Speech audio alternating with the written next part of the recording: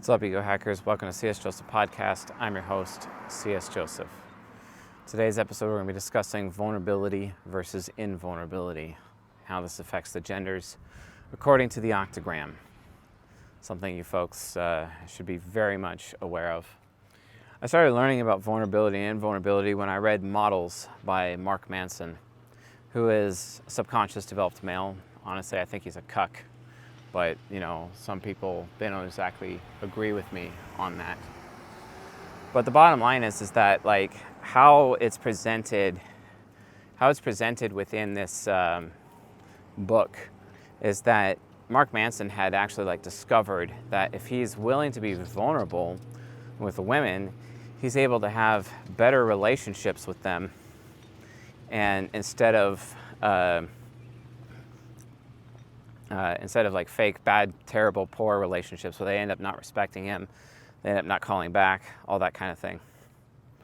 Because here's the thing, in general, masculine behavior is about being upfront and honest about your emotions and your authentic self, regardless of the situation, because you're basically proving to everyone around you socially that you are strong enough to handle whatever negative consequences that may come as a result of you being your open, honest, and authentic self. Open, honest, and authentic self is unconscious, developed, subconscious focus, also known as UDJM for men. Problem is that we have all these subconscious developed male fakers who think that being the strong, silent type, acting like the wounded man, acting all harmonious and non-confrontational is attractive to women. Oftentimes, it's the SD women who make this claim that they are, but they're not.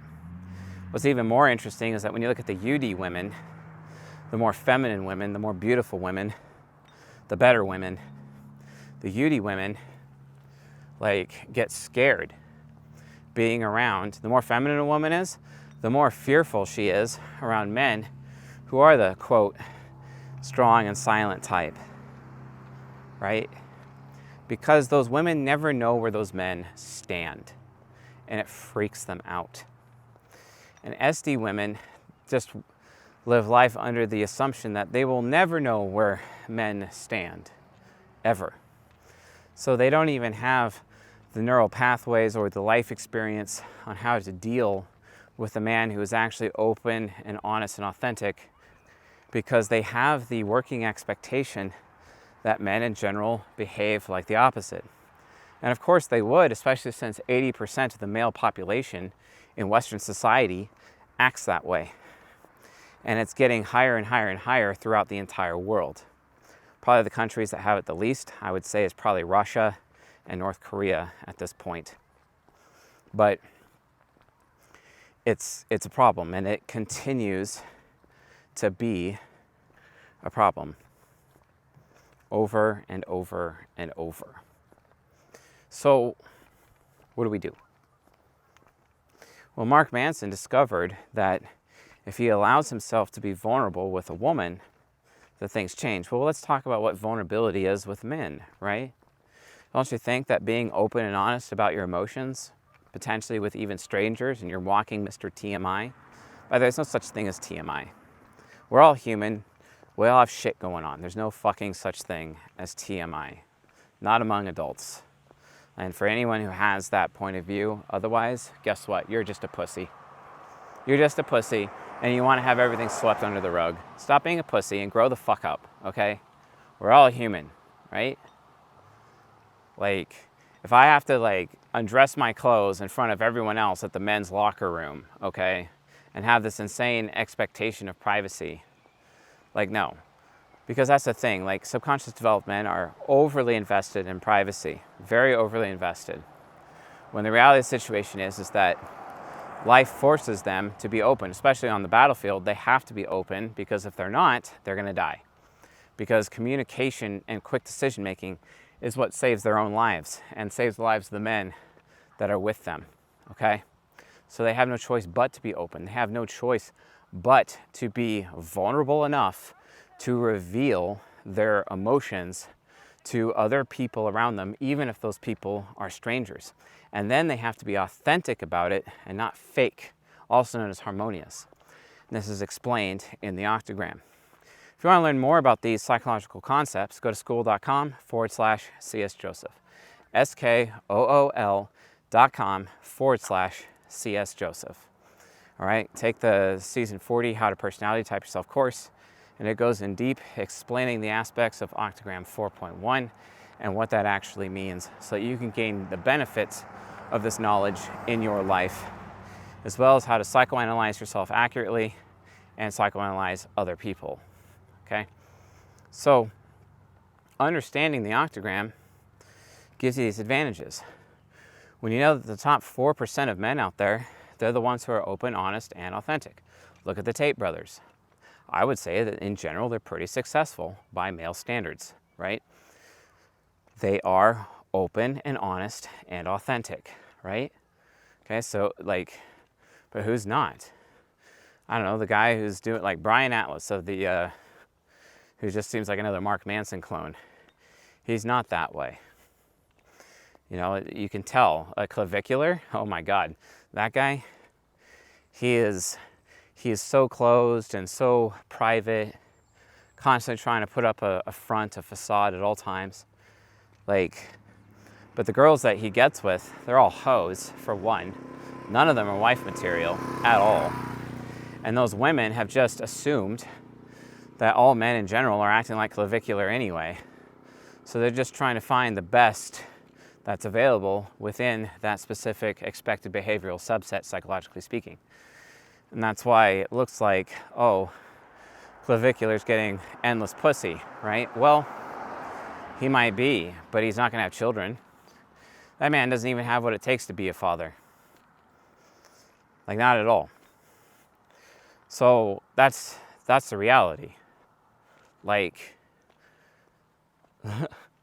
And so because women have been conditioned this way, because the men are so shit, if the men stop being shit, then guess what? The women will change, because where men lead, women follow. Society's not going to change without a revolution of the UD men coming together, coalescing, and saying no, and willing to put their lives on the line just like they have to on the battlefield. That's the only way society's going to change for the better. And guess what, folks? It is inevitable. More and more men are becoming unconscious developed every single day because they've had it with this bullshit treatment. They've had it with the fact that they are forced against their will due to social acceptance and what is more socially acceptable to act like the pussy that is clavicular, forced to act like him because, oh, you want to be invulnerable. See, clavicular is a great example of an invulnerable man. The problem is that in general, he causes women around him to feel unsafe. Show me a woman that feels safe around clavicular. You can't. It's impossible. But an open, honest, and authentic man, even though he looks dangerous, and yes, he is dangerous, women can feel safe around that man. Why? Because they always know where he stands. Because he's open and honest and upfront about it. That's the difference. That's the UDSF male difference. This is why men in general should be fathered and raised and taught and conditioned to be unconscious, developed, subconscious, focused.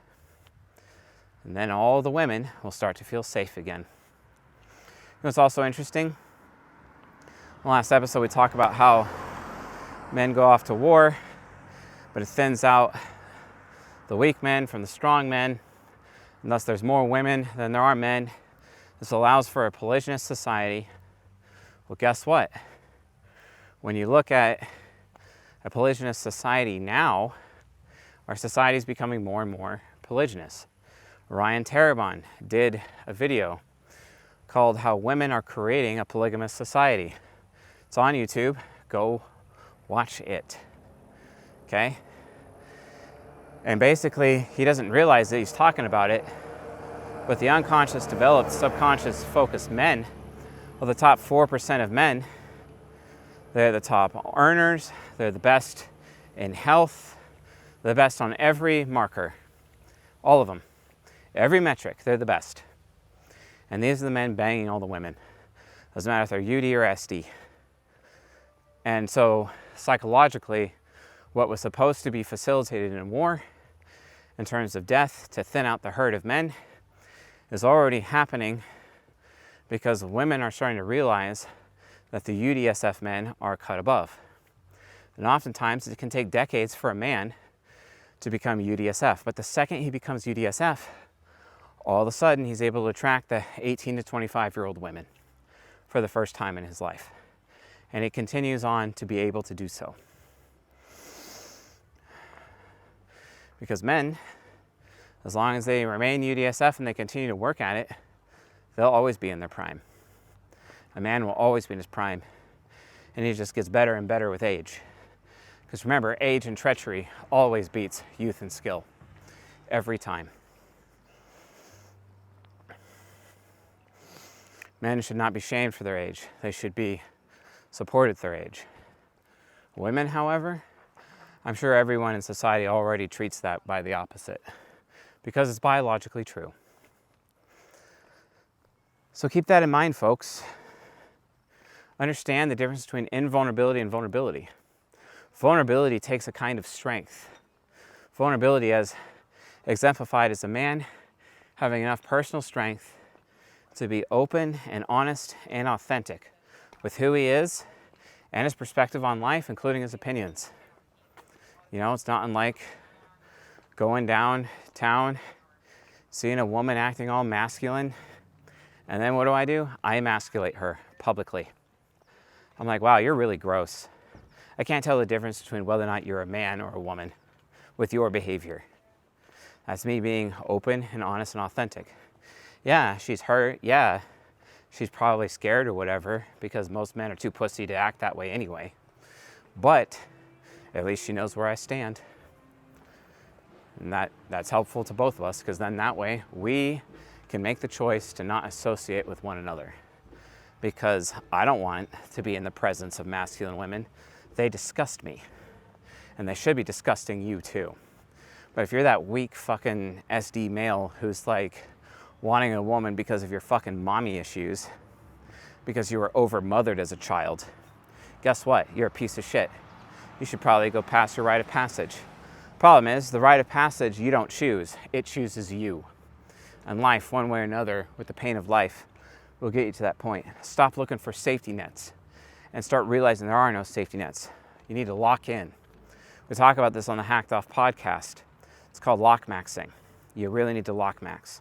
Lock maxing is the key to male success. You're locked in, you're getting your shit done, you're not relying on anyone else but yourself. Because you know at the end of the day, you are all you have. It's just you and God, and that's it. Put your faith in Him and not your faith in anything else. It's just you and God. You know, and even then, you're not gonna like where God leads you at times. Or you're not gonna like God's timing at times. But you should show respect to Him anyway as your creator and move forward anyway and just trust that it will work out eventually. All right? Become a better man. Be vulnerable, not invulnerable, because an invulnerable man is fake and disgusting. He's even more disgusting than these masculine women. Ugh, the claviculars of the world. Like they are literally society's garbage, making society worse for all of the youth and poisoning the children, poisoning the youth, poisoning our future. And that's pretty terrible. That these are the young people that are inheriting our future. Absolutely disgusting. So anyway, thanks for watching and listening, and I'll see you folks on the next episode.